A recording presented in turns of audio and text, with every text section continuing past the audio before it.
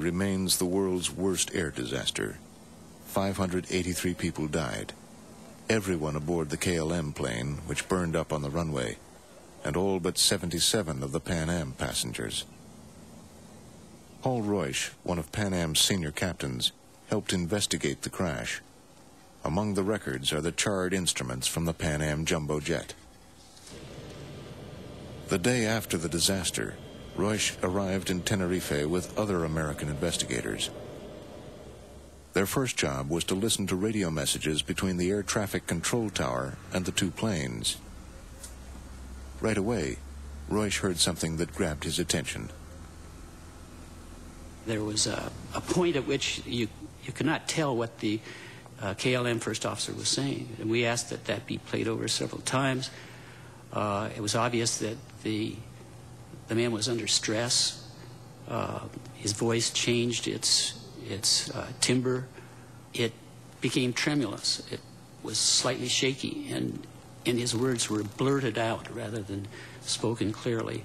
And that was a benchmark that caught our attention right away. I believe that the first officer's voice changed because he saw something happening in the cockpit that shouldn't be happening.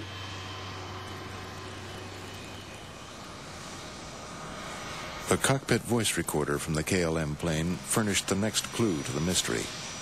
As the KLM plane reached the end of the runway and turned, Captain Van Zanten immediately pushed up the throttles to take off. First officer said, "No, wait a minute, we don't have our air traffic control clearance." The captain said, "Yes, I know that." He pulled the throttles back. "Now go ahead and call for it." The tower gave Captain Van Zanten his air traffic control clearance, which tells him only what route to follow. To actually take off, Van Zanten had to ask permission, but he never got that far. As the first officer was reading the clearance back to the controllers, the captain again commenced the takeoff. He pushed the throttles up. He said, "We go." The aircraft started to roll.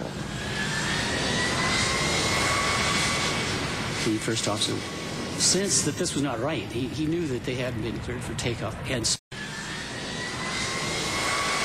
Air traffic control ordered the KLM to go first and wait when it got to the far end.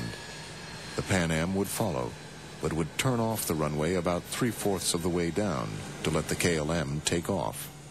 By the time we got the clearance that we were going to leave and take off, people were very happy by then. They were quite elated. These were people who were going to meet a cruise ship in the Canary Islands and cruise around the Mediterranean. And a lot of them were senior citizens that had come from California.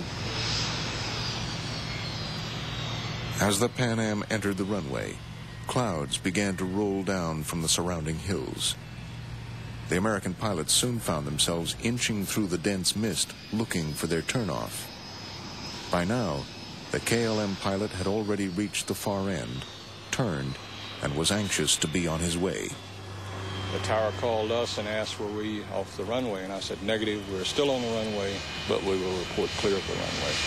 We looked up and we saw the KLM airplane's lights, and I immediately saw the lights shaking, and I said, "I think he's moving." And then it was very obvious that he was moving.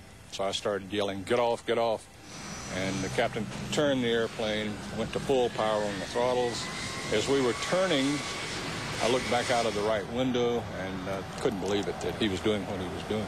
And I'll never forget, I saw the rotating beacon underneath the belly of the airplane. I closed my eyes and ducked. And I didn't even think he'd done us any damage. It was very little noise, very little shaking or anything.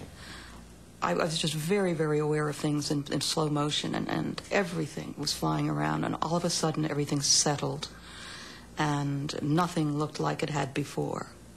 I didn't see anything.